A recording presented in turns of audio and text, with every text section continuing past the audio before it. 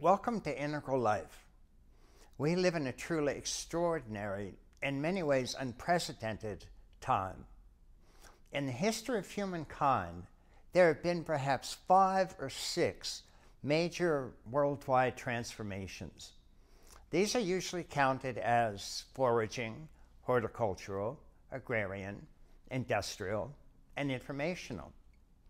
These technological structures were accompanied by and correlated with worldviews that evolved from archaic to warrior magic to traditional mythic to modern rational to postmodern pluralistic. Once a structure has emerged, it remains in existence, and the next structure emerges on top of it, so to speak, or surrounds and engulfs it.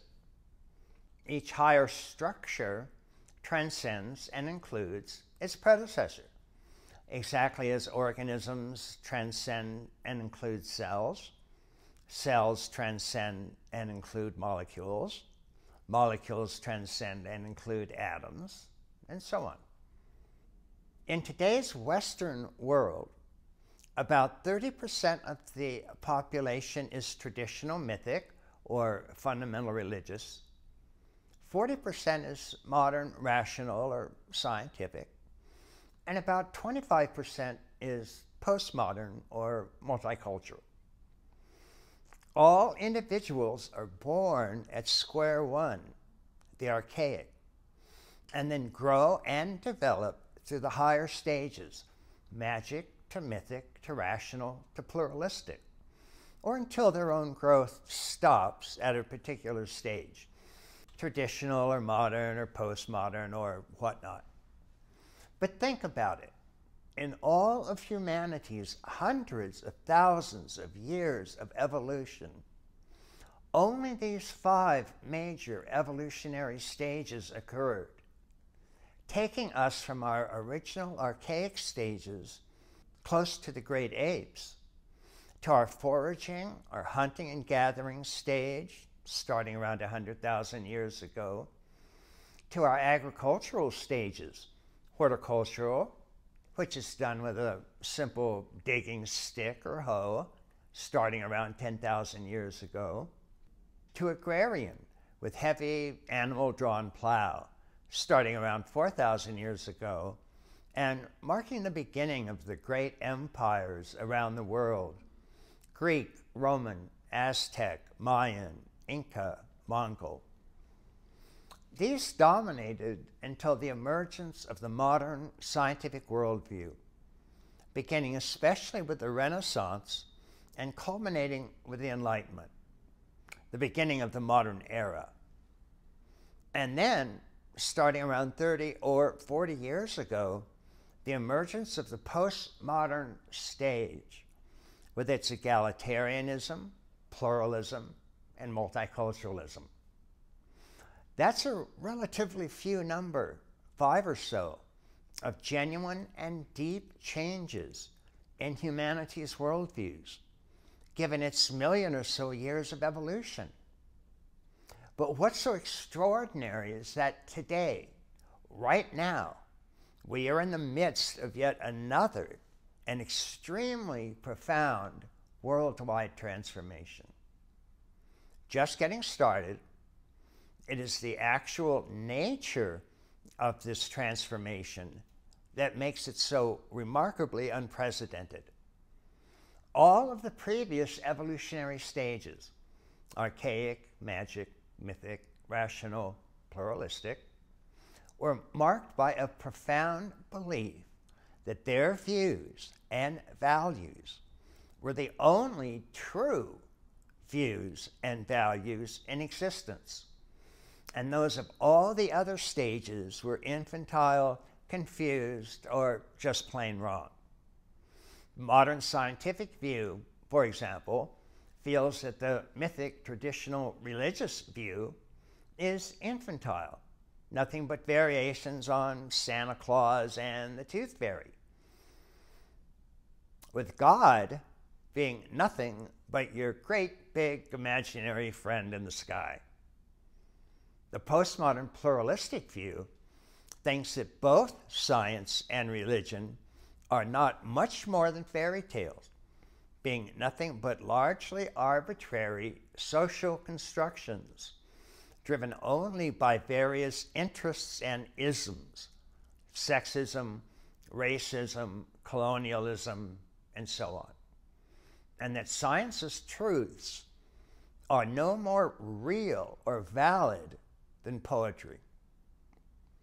And the mythic, literal, or religious view sees both modern science and postmodernism bound for hell and eternal damnation, missing salvation completely.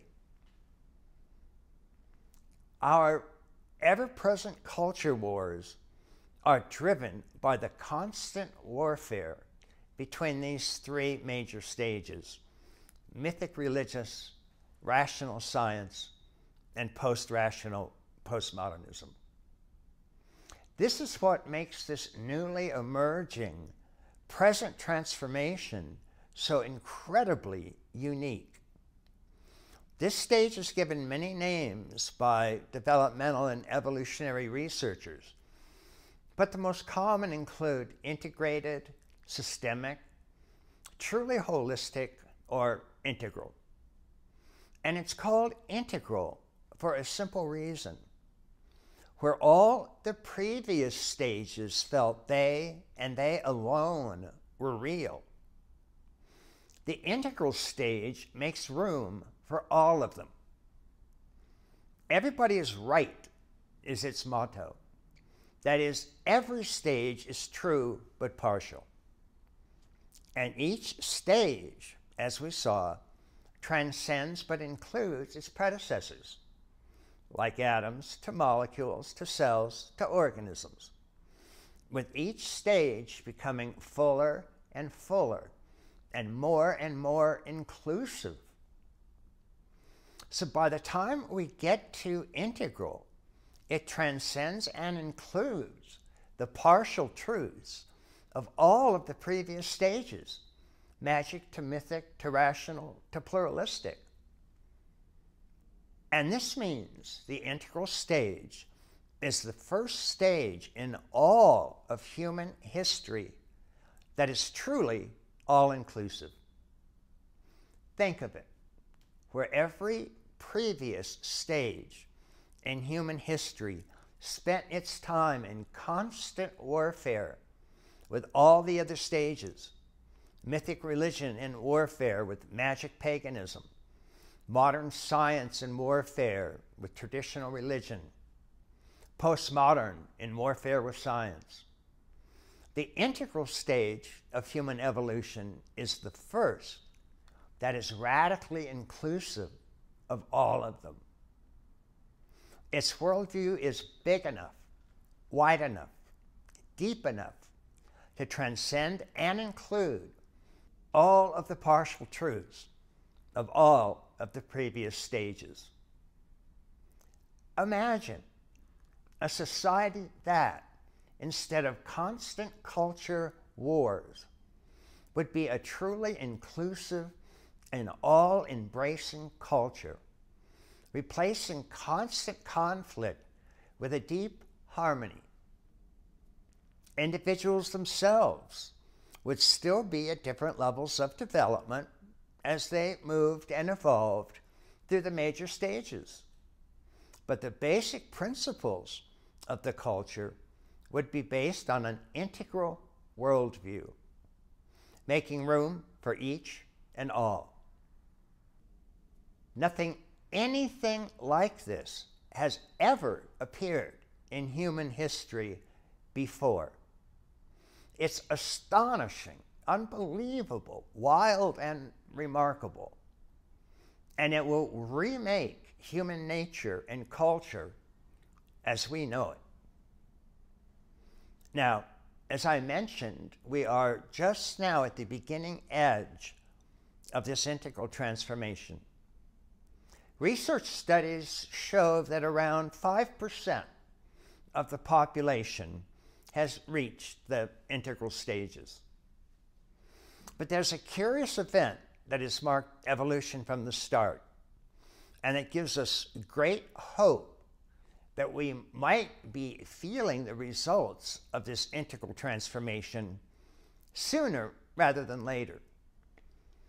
Namely, the fact of what's known as a tipping point. Because what seems to happen is that when around 10% of the population reaches the leading edge of evolution, the entire culture starts to adopt many of its values. For example, when 10% of the population reached the modern scientific stage, we saw the French and American revolutions, the end of slavery, and the rise of representative democracy. Every previous stage had some form of slavery. But part of the modern stage's inherent beliefs are that humans should be treated fairly, regardless of race, color, sex, or creed. And in a mere 100 years, from 1770 to 1870, slavery was outlawed by every modern rational society the world over.